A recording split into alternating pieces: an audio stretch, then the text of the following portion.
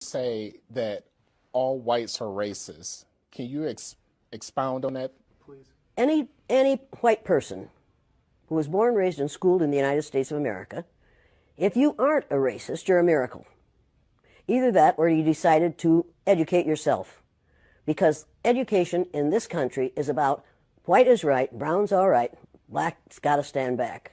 Yellow's mellow, but whites, we educate in a way that says that white males have done all the adventures, have made all the adventures, have done all the discovering, have made all, everything that is good and has been accomplished according to social studies, which is actually anti-social studies, by white males. It's a lie.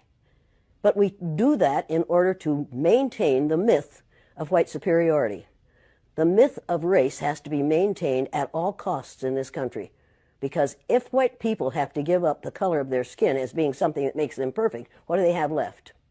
If we start teaching the truth about history, if we start teaching about Nile Valley contributions to civilization, it will totally change the way we conduct ourselves in the classroom. It will have to.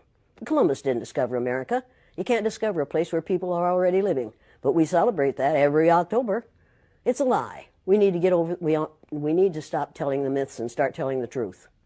So when you tell people that they're racist, and it must have some kind of effect, because most people will say, I'm not racist. I'm not a racist. Why, some of my best friends are black. Right. Yeah, and then you say, name one. Or this one, I don't see color. And when some woman says to me, I don't see color, I say, I knew that. If you saw color, you wouldn't dye your hair that way.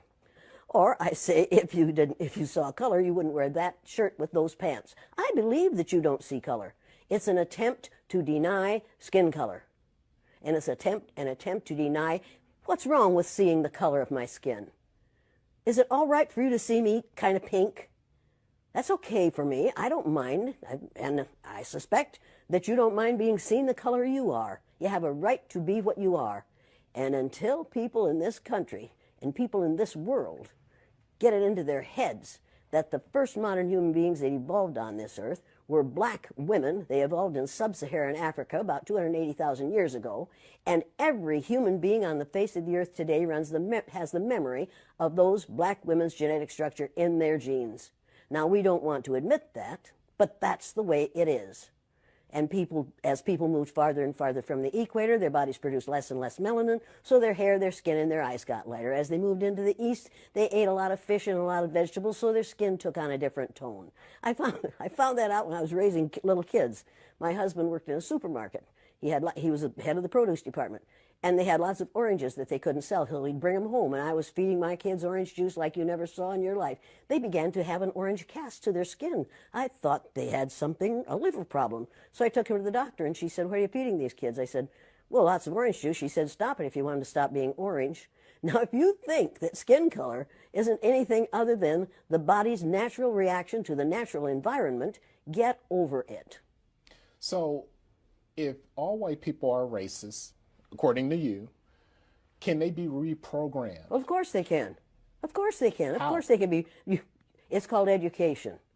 I'm an educator.